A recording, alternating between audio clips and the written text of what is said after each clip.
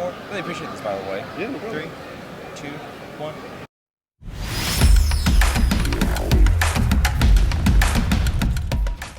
And we're here for our final interview of the Comicpalooza weekend with Eric Gist, cover artist for Marvel, and just an amazing artist all around, dude. Like, your work is absolutely stunning. Thank you. You know, I've looked at, several things. The Swamp Thing, is how he and I got started. I mean, because I have kind of like a strange fascination with the character. True. And all, and and just caught my eye. So, Eric, tell us how you got started. Well, how far back do you want to go? Beginning. Yeah, Take beginning. us back to the beginning. All right. So I'll give you my origin story. The story that I always tell everyone about how I got into drawing. So everyone draws when they're a little kid, right? Of course. I don't know if you've ever heard the study that most people say, oh, I draw like a 10-year-old. That's actually true. Most people draw like a 10-year-old because most people stop drawing when they're 10. Well, the few of us that keep drawing on usually have some reason for that. Mine was I went to a 7-Eleven, where I usually got my comics at the spinner rack, and they had the Asgard Wars annual. I don't remember which number it is right off the top of my head, but it's the Art Adams Asgard War X-Men annual with Storm on the cover, and she's got the Mjolnir light hammer. Yeah, so, and she gets her powers back, right? Because she has the hammer. And it's after not having her powers forever because of Forge's horrible, demutinizing weapon, right? Exactly. So I got that comic, and that was the first time I remember, it's like, I want to draw like this. Like, before I'd always drawn, I enjoyed it, but it was usually, hey, I've got some crayons, I've got some paper, I've got a pencil, I'll draw. Well, this was the first time I went home and I hunted out art supplies to get out and draw, and I copied Art Adams' drawings. Art Adams to this day is one of my favorite artists. So that's how I got started. Other influences from when I was starting was I love Doc Savage, still love Doc Savage, but I loved it when I was a kid, read the Doc Savage books, and I had some of my dad's old ones, the old paperback covers with the James Bond covers. Okay. And I loved those, but I also had the newer collections, well, at the time I don't know how new they were, but the newer collections that had Boris's covers. Okay. And I loved them all. Yes. So I loved all that. From then I got into Conan and loved Frazetta's work and so on and so forth, and that's kind of what got me started on it. So a lot of my favorite stuff was actually the same stuff that I've ended up doing. Marvel Comics, X-Men, Moon Knight, more pulp stuff like Doc Savage and things of that sort, Conan. Yeah. So that's kind of how I started. But I came from a very rural town of 8,000 people, literally one stoplight in the whole town. And I didn't know people made art for a living. I mean, other than, a few people. I knew there were a few, like, elite, artists that's like, okay, that's what they do for a living. But I thought most comic artists were, like, plumbers during the day and drew comics at night. Kind of make the same amount of money. Yeah. Right. Yeah, side gig. It was their side hustle. I didn't realize until I went to Comic-Con, San Diego Comic-Con, where I'm from, San Diego. Okay. Again, outskirts of San Diego. Right. Yeah. But I went to San Diego Comic-Con when I was 17, and I realized, oh no, this is an industry. People make their living doing this. And from then I decided that's what I wanted to be, was an artist of some kind. And at first I started doing comic pages. I had no interest in painting, really. I thought it was beyond me. So I tried to teach myself to learn to draw. I got all the art books, how to draw comics the Marvel way, Bridgman, Bernhard. Those are standards that everybody does. Yeah, right, and Loomis, all the regular stuff.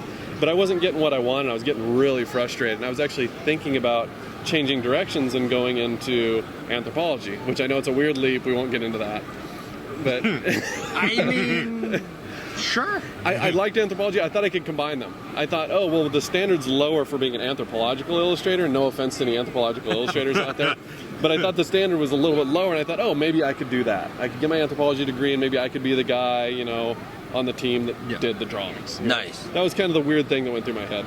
Luckily, at the same time, I found a school run by an artist named Jeff Watts. Okay. And at the time it was called Jeff Watts Art Instruction. Now it's called Watts Atelier, and I teach there now. Oh, nice. So then I started getting my real education there, and that's when I started really deep diving into art. Fast forward a few years later, I get a job in video games. I work in video games for a few years. I enjoyed it, but it wasn't really my thing. I mean, I like video games. If I may interrupt, what company or games did you? It was a small studio called Gratuitous Games in San Diego, and we worked on a lot of games for Crystal Dynamics and Midway. So we would port their games. They would make the game, and then we would convert it for one of the other systems. Oh, all right. So I did a lot of art translation. So like if you're going from PlayStation to N64, N64 just wasn't as robust a system, right? No, it was cartridge-based. Right, right. So we had to downgrade the art a lot, so that was a lot of my job. But I was also the in-house concept guy. So while we were working on these games, we also developed our own pitches. That's cool. Yeah. What so games did you work on? You ever heard of Cruisin' Exotica? Yeah. I worked on Cruisin' Exotica. Yeah, I worked on Cruisin' Exotica. I worked on, I think it was the third Gex game, the one that was 3D. The Yeah, one the that 3DO 3D. Panasonic. Yeah. Yep, I worked on that. I worked on, God, what were some of the other ones I worked on? I worked on one of the Soldier of Fortune games. I don't remember which one it was, Oh, but yes. one of them. I remember those. So those were probably the big ones. You know, other ones here and there. A lot of racing games, most of which you wouldn't. What was do you guys remember the Sylvester Stallone open wheel racing movie? I do remember that. Death Race? No. Death Race No, 2000? not Death Race 2000. No, it's one where he's an IndyCar driver. Was it just Drive? Oh, was it just no. called Drive? I think yeah. I think it was Drive. Might have yeah. been just Drive. Well, we did a game that was initially supposed to be tied into that, and they actually ended up not getting the license, and they still made the game. Yeah. So I worked on a game that It was tied into Stallone's that. Days of Thunder.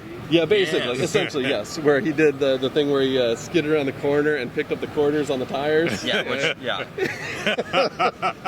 So I worked on that game and a few others. And after a few years of doing that, I got offered to teach at the school that I went to, and it was good pay and gave me freedom as well. I mean, it wasn't like great pay, but it was enough to pay my bills. Right. And it wasn't the strenuous schedule that video games was. So I took a pay cut, but I was still able to pay my bills, and I was able to work on my portfolio.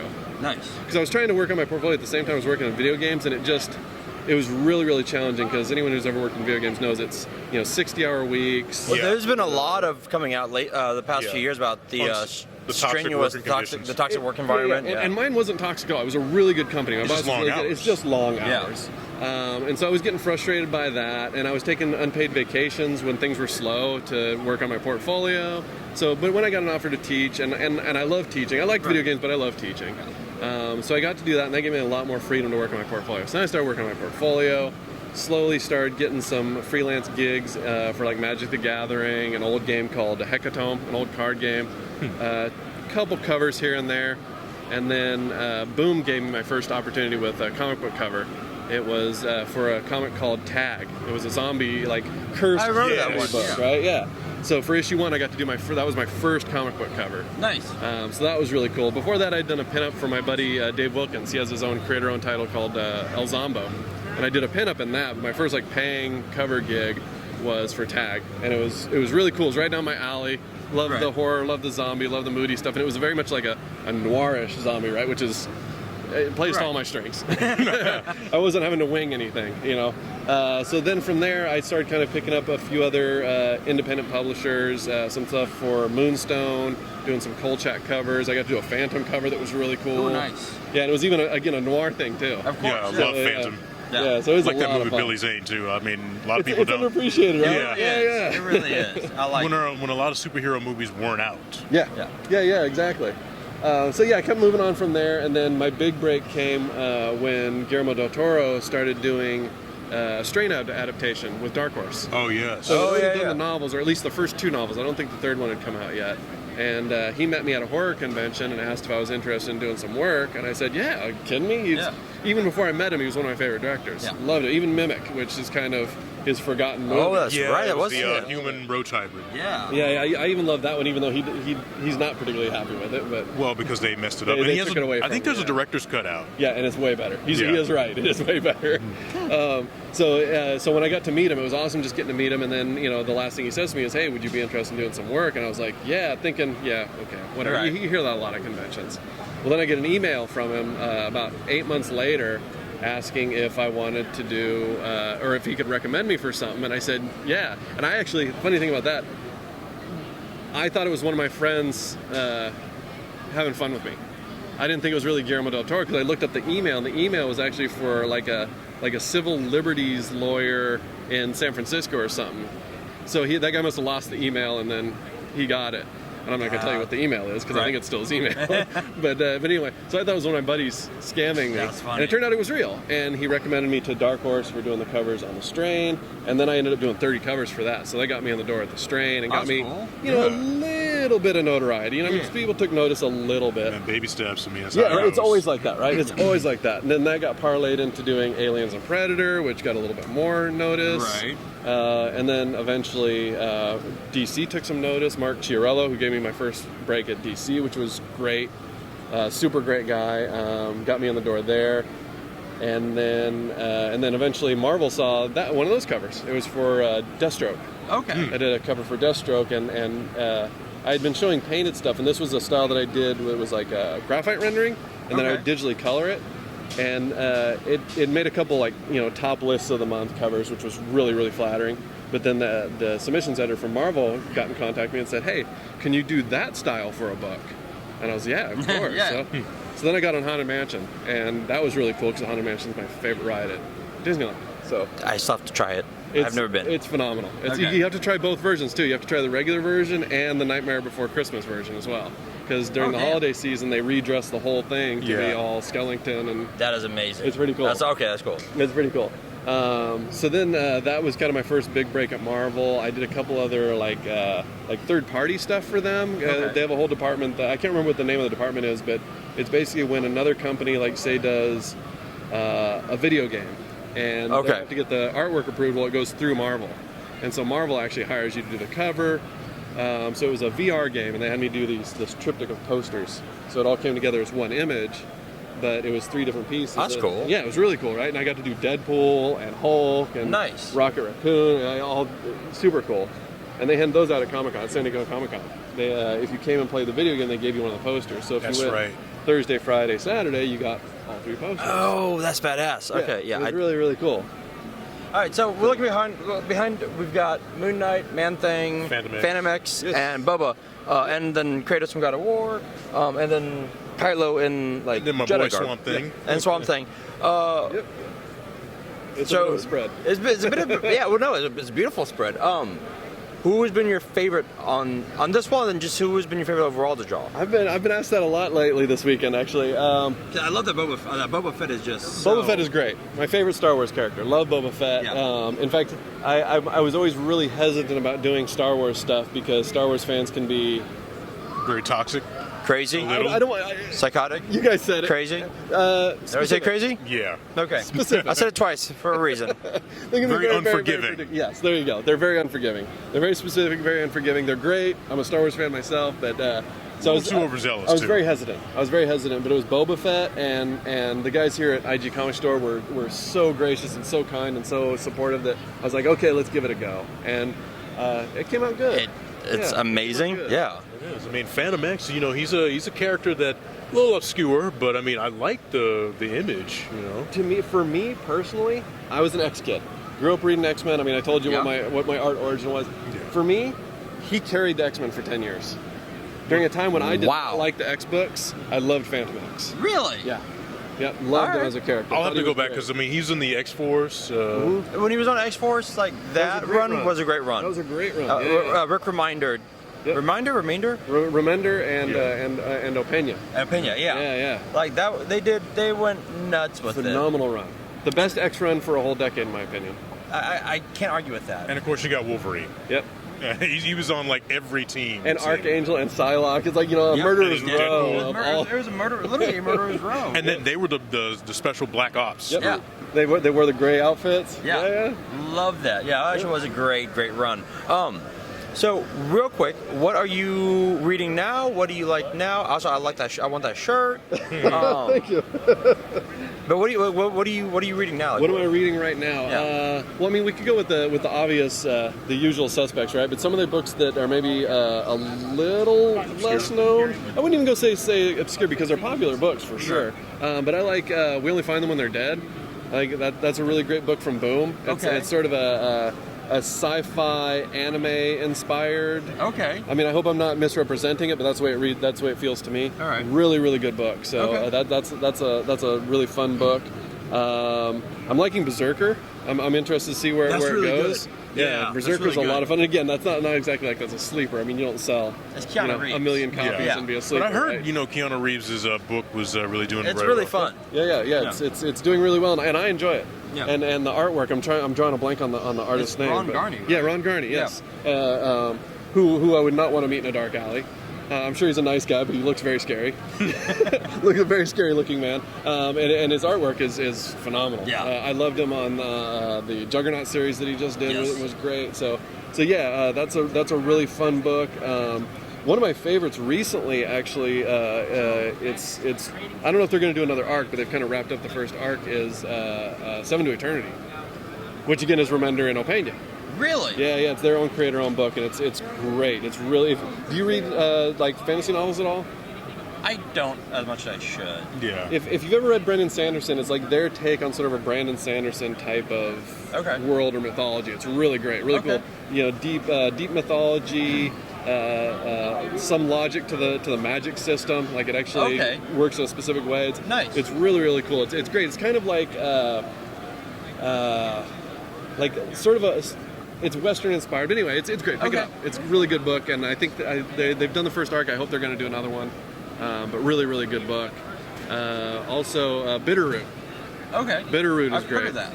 Bitterroot is really awesome. I think it won the Eisner last year for Best Continuing Series. Yeah. So yeah, that's another good. Again, how much any of these are sleepers, but they're not big two. True. With big two, obviously I'm looking forward to Moon Knight. That's going to be awesome. Oh, dude, I'm looking forward to that too. Yeah, it's gonna be great. I'm reading a lot of the Star Wars stuff, a lot of the X books. I like Hickman's run. I may be one of the few old school X-Men guys that likes it, but I'm looking forward to kind of getting into the whole, I guess, golden era of the Jedi. Right. With those Star Wars books. Yeah. I think they're coming out with another novel or something like that.